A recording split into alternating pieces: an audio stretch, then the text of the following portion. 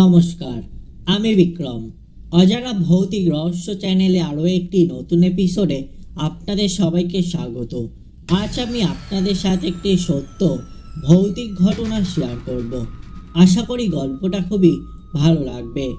এই রকম সত্য ভৌতিক ঘটনা শোনার জন্য অবশ্যই চ্যানেলটা সাবস্ক্রাইব করে দেবেন।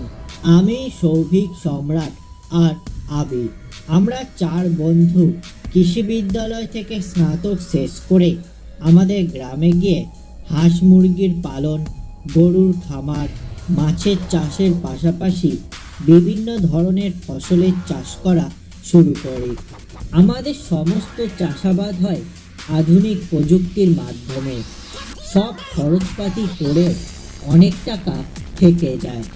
মামা আমাদের গ্রামের শেষ প্রান্তে একটা বড় জমি লিজ নিয়ে কিছু অংশে ফুল আর বাকি অংশে মাছ চাষ শুরু করে।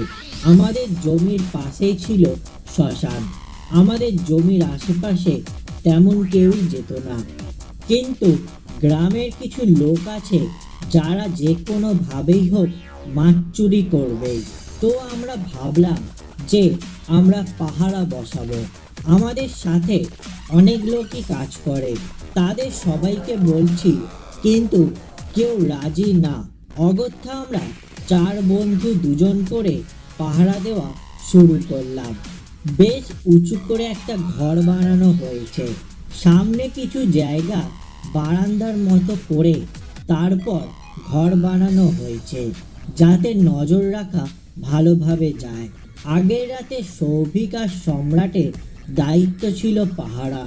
সকালে সম্রাট আমাকে বলল, দোস্ত, আজ আর তুই জমিতে যাস না। আমি বললাম, কেন? ও বলল, আমি একটা অদ্ভুত স্বপ্ন দেখেছি। আমি বললাম, স্বপ্ন দেখেছিস? কিসের স্বপ্ন তা শুনি। সম্রাট বলল, যে রাতে হালকা ঠান্ডা বাতাস থাকবে, তুই পুকুর পাড় দিয়ে হেঁটে ফুলের বাগানে যাবি। বাগানে হাঁটতে হাঁটতে তুই ভয়ঙ্কর কিছু দেখবি। আমি বললাম যে আমি একা থাকবো না তো, আবির থাকবে আমার সাথে।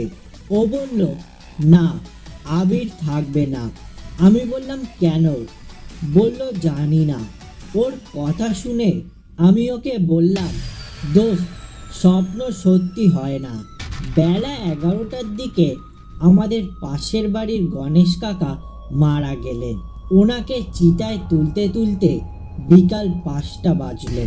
রাত 11:30টার দিকে আবিরকে বললাম, চল জমিতে যাই। ও বলল, দোস্ত, আমার শরীরটা না ভালো না, আমি যাব না। আর তুইও যাস না। সবাই বলে যেদিন কাউকে পোড়ানো হয় সেদিন নাকি শ্মশানের আশেপাশে যেতে নেই। আমি বললাম, কিছু হবে না তো, চল। এই বলে আমি চলে গেলাম। যাবার সময় দেখলাম গণেশ কাকার চিতা তখনও পুরোপুরি নেভেনি। মাঝে মাঝে চিতা থেকে বীভৎস একটা গন্ধ আসছে। আর আজকে রাতটাও অন্যান্য রাতের তুলনায় অনেক বেশি নিস্তব্ধ। জমিতে আসার পর মনে হলো আজ আসাটা আমার উচিত হয়নি মোটেও। এসেই যখন পড়েছি তখন আর কি করা যায়। রাত 12:30টার দিকে প্রচণ্ড বৃষ্টি শুরু হয়ে গেল। বৃষ্টির মধ্যে কখন যে ঘুমিয়ে পড়লাম তা আমি বুঝতে পারি নাই। অনেকক্ষণ পর ঘুমটা আমার ভাঙল। মোবাইল জ্বালিয়ে দেখি রাত 3টা বাজে। বৃষ্টিও ততক্ষণে থেমে গেছে। বাইরে হালকা ঠান্ডা বাতাস বইছে। কি মনে করে আমি ঘর থেকে বের হয়ে বাগানের দিকে যাচ্ছি, হঠাৎ গণেশ কাকার চিতার উপর নজর পড়ল আমার। দেখলাম চিতা বৃষ্টির পানিতে ধুয়ে গেছে, আর সেই জায়গায় অদ্ভুত কিছু একটা বসে আছে। আমি প্রথমে ভাবলাম শিয়াল কুকুর কিছু হবে একটা, কিন্তু কাছাকাছি যেতে যা দেখলাম তাতে আমার পুরো শরীরটা ঠান্ডা হয়ে গেল। আমি দেখলাম যে গণেশ কাকার চিতার জায়গায় একটা অর্ধেক মানুষ দুই হাতে ভর দিয়ে হাড্ডি খাচ্ছে। এই দৃশ্য দেখে আমি এক চিৎকার করতেই অর্ধেক মানুষটা আমার দিকে তাকালো। আমি এবার স্পষ্ট দেখতে পেলাম ওই জিনিসটা চোখ বলতে কিছুই নেই। চোখের জায়গায় আগুন জল জল করছে আর বেশ বড় জিহবা বের করে দুই হাতের উপর ভর দিয়ে আছে। সঙ্গে সঙ্গে দেখে আমি ওইখানেই অজ্ঞান। জ্ঞান ফিরতেই দেখি সম্রাট আবির আর সৌভিক আমার পাশে বসে আছে। আমি বললাম, আমি এখানে কেমন করে এলাম? ওরা বলল, সম্রাট ওই রাতে তোর চিন্তায় ঘুমাতে পারেনি মোটেও। ভোরের আলো ফোটার সাথে সাথে আমরা তিনজন জমির দিকে যেতেই দেখি তুই অজ্ঞান হয়ে পড়ে আছিস। আজ 3 দিন পর তোর জ্ঞান ফিরল। কি হয়েছিল বলতো? আমি সব কিছু বললাম। ওই রাত থেকে আমার প্রচণ্ড জ্বর হলো।